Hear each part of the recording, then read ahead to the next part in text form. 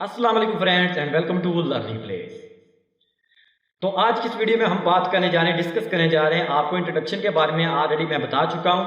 अब आपको बताऊंगा कि आया आपके जहन में आ गया कि यार हमने HTML सीखनी है, तो HTML कैसे क्रिएट करते हैं और कैसे इसका पेजेस बनाते हैं, इसके बारे में क्या करते हैं कि इसका पेज बन जाता है। तो इसके बारे में हम बात करेंगे कि ये कोड किसके अंदर लिखा जाता है और कैसे इसको आप लिखते हैं, यानी कोड ब्लॉकर के बारे में हम बात करने जा रहे हैं कि आप कौन सा कोड ब्लॉकर यूज करें ताकि आप इसका जो HTML कोड है वो बआसानी लिख सकें।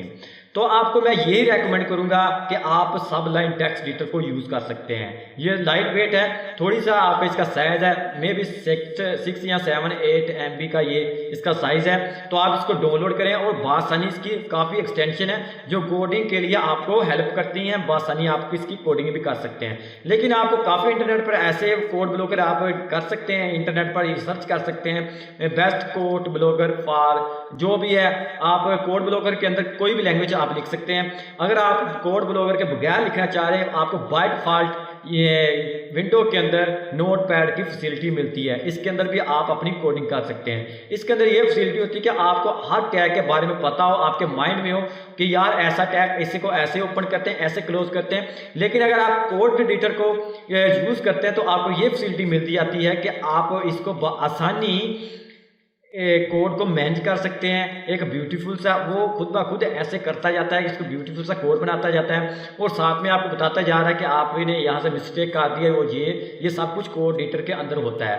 तो मैं आपको बताऊंगा कि मैं सब लाइन टेक्स्ट एडिटर यूज़ कर रहा हूँ, उसको वो कैसा इसकी लुकिंग है और कैसे नज़र आता है यहाँ पर देख सकते हैं। सब लाइन टेक्स्ट एडिटर 3, तो यहाँ पर देख सकते हैं ये वाला एडिटर हम यूज़ करते हैं। और नेक्स्ट वीडियो में आने वाली वीडियो के अंदर आपको बताऊंगा कि इसका आप कैसे पेज बनाएंगे, इसके स्ट्रक्चर के बारे में, ये कहाँ से स्टार्ट होता है और कहाँ से ये इसका डिस्प्ले होता है।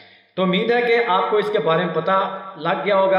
अगर आपको कोई प्रॉब्लम होती है तो हमारे कमेंट सेक्शन में आप रब्ता कर सकते हैं, या फिर आप हमारे व्हाट्सएप ग्रुप के अंदर जाकर हमारे साथ कॉन्टैक्ट भी कर सकते हैं। आप व्हाट्सएप ग्रुप को भी ज्वाइन कर सकते हैं ताकि आप एक दूसरे की हेल्प कर सकें और एक दूसरे की हेल्प करने के बाद आपको एक दूसरे से ये मिल जाए, फ़ायदा हो, आप एक टीम वर्क बनाएं ताकि आप आसानी कोई भी काम सर अंजाम दे सकें। तो आज की वीडियो में इतना ही, तब तक के लिए मुझे दीजिए इजाज़त। अल्लाह हाफिज़।